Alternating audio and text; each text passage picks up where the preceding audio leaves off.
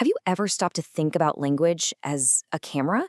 As this amazing tool that can capture the world with incredible precision? Well, today we're going to learn how to adjust our own linguistic lenses to paint clearer, more vivid pictures with our words. So, let's dive in. I mean, really, think about it for a second.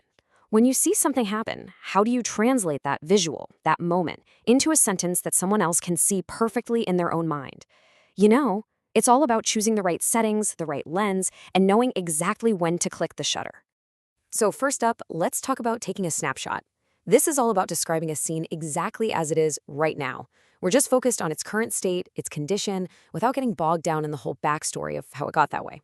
Now, the key tool we're going to use for this is called the stative passive. I know it sounds a little technical, but trust me, it's super simple.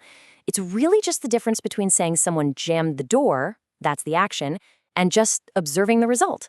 The door is jammed. See? We're focusing purely on that snapshot, not the movie of how it happened. All right, let's run through some really quick examples so you can see what I mean. First up, bent. So a fence post that got hit by a car, its current state isn't bending, right? Its state is bent. It's a simple, crystal clear snapshot of the result. Or, take this chair. Its state is broken. That one word tells you everything you need to know about its condition right now. You don't need the whole story. Oh, and here's a super common one, clogged. You don't need to know what blocked the sink, just that its current state is clogged. Another perfect and maybe frustrating snapshot. And a modern classic, isn't it? Cracked.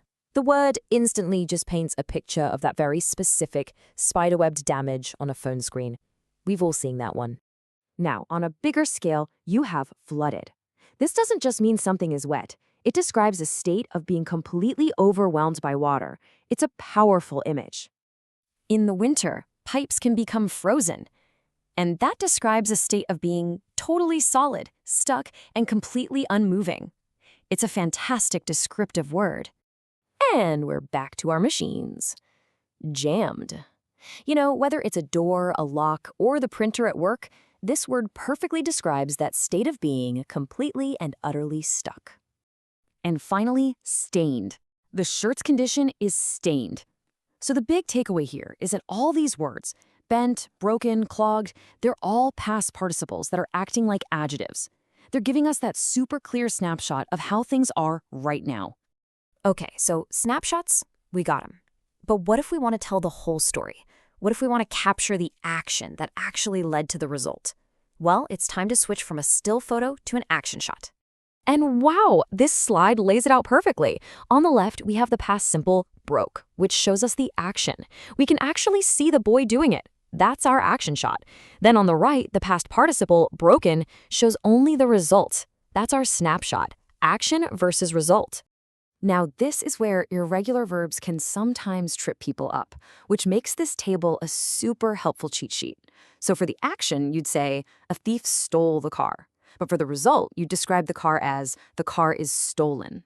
Really getting that difference between the action and the result is the absolute key to clear storytelling. All right, you've got the basics of snapshots and action shots down. Now it's time to upgrade your gear.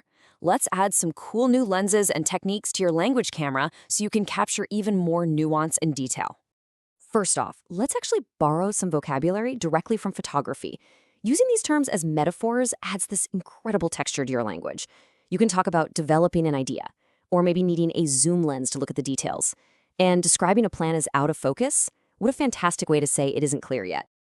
Another really powerful tool in our kit is the phrasal verb. I want you to think of these like special camera modes. They take a simple verb, combine it with another word, and create a totally new, really dynamic meaning. So, for example, you can tune into a conversation, right? You're focusing your attention.